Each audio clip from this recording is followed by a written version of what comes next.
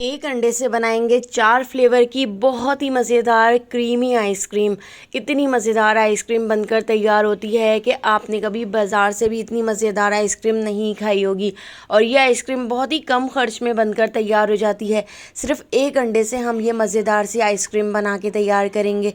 तो चलिए इसकी रेसिपी को देख लेते हैं। तो इस मज़ेदार सी क्रीमी आइसक्रीम को बनाने के लिए मैंने एक अंडे को एक कढ़ाई में तोड़कर ऐड कर दिया है। तो इस एक अंडे से हमारी 4 फ्लेवर की आइसक्रीम बनकर तैयार हो जाएंगी। तो इस अंडे को हमने अच्छी तरह से बीट कर लेना है। तो मेरे पास इस तरह से बीटर मशीन है, तो मैं इससे बीट कर लेती हूँ। हमने इसको इतना बीट कर लेना है कि इसके इस तरह से झाग से बनना शुरू हो जाएं। तो आपने अंडे को अच्छी तरह से बीट करना है। अगर आपके पास इस तरह की मशीन ना हो तो आप फॉक से भी बहुत अच्छी तरह से अंडे को बीट कर सकते हैं। इतना बीट कर लीजिएगा कि अंडे के झाग बन जाएं। तो बस इस तरह से जब इसके झाग बन जाएंगे तो उसके बाद अब हम इसके अंदर ऐड कर देते हैं चीनी। तो 4 टेबल स्पून मैं इसके अंदर चीनी ऐड कर रही हूँ। चीनी आपने कम ही रखनी है क्योंकि हमने इसमें बाद में 4 तरह के फ्लेवर्स भी ऐड करने हैं। अब मैंने यहाँ पर आइसक्रीम पाउडर ले लिया है। अगर आपके पास ये आइसक्रीम पाउडर ना हो तो इसकी जगह आप कॉर्नफ्लोर ऐड कर सकते हैं या कस्टर्ड पाउडर ऐड कर सकते हैं। बिल्कुल भी कोई फ़र्क नहीं आएगा। ये सारी चीज़ें बिल्कुल एक ही फ्लेवर की हैं। तो मैंने यहाँ पर ice cream powder 2 table spoon add किया है और 3 टेबल स्पून हम इसके अंदर मिल्क पाउडर ऐड कर देते हैं। और इन सारी चीज़ों को पहले मैं अच्छी तरह से मिक्स कर लेती हूँ। तो इतने से मिक्सचर से हमारी बहुत सारी आइसक्रीम बनकर तैयार हो जाएंगी। और ये आइसक्रीम खाने में इतनी ज़्यादा टेस्टी लगेगी कि मैं आपको बता नहीं सकती। आप एक बार खुद ही इसको ट्राई करके ज़रूर देखिएगा। तो देखिए इस मिक्सचर को हमने अच्छी तरह से मिक्स कर लिया है। अब इसके अंदर मैं ऐड कर देती हूँ आधा किलो दूध। तो तकरीबन 2 कप के करीब मैंने इसके अंदर दूध ऐड किया है।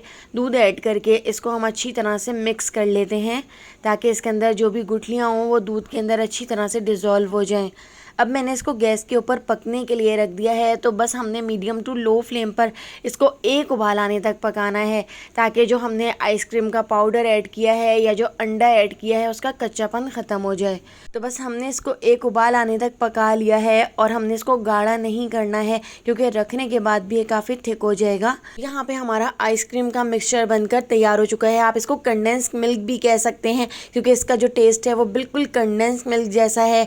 अभी आप देख सकते हैं ये ठंडा होने के बाद काफ़ी थिक हो गया है। तो मैं हैंड ब्लेंडर से इसको अच्छी तरह से ब्लेंड कर लेती हूँ। जब आप इसको ब्लेंड कर लेंगे तो इसमें बिल्कुल भी गुठलियाँ नहीं रहेंगी और इसकी जो कंसिस्टेंसी है वो थोड़ी सी पतली हो जाएगी।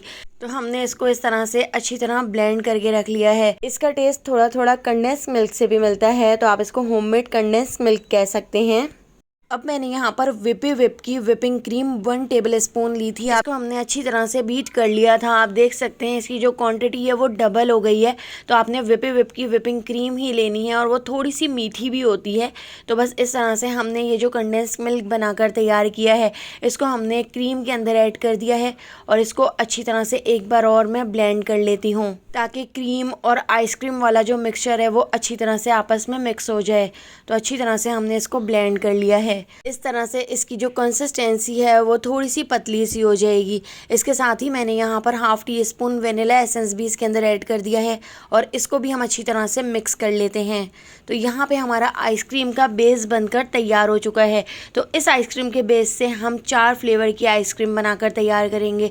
तो इसको मैं 4 हिस्सों में डिवाइड कर लेती हूँ। तो मैंने यहाँ पर 3 बाउल के अंदर इस तरह से इस मिक्सचर को निकाल लिया है और एक हिस्सा हमने इसी बाउल के अंदर छोड़ दिया है। अब हम इसके अंदर अलग अलग फ्लेवर्स ऐड करेंगे। तो यहाँ पर मैंने 8 से 10 पिस्ता ले लिए थे।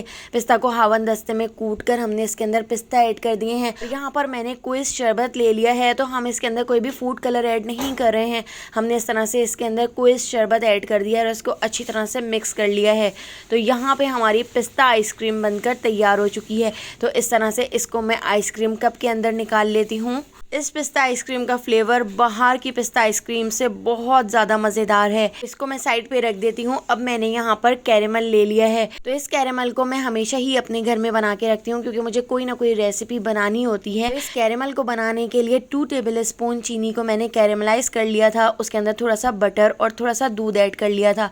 इस तरह से हमारी यहाँ पर कैरेमल सॉस बनकर तैयार हो गई थी।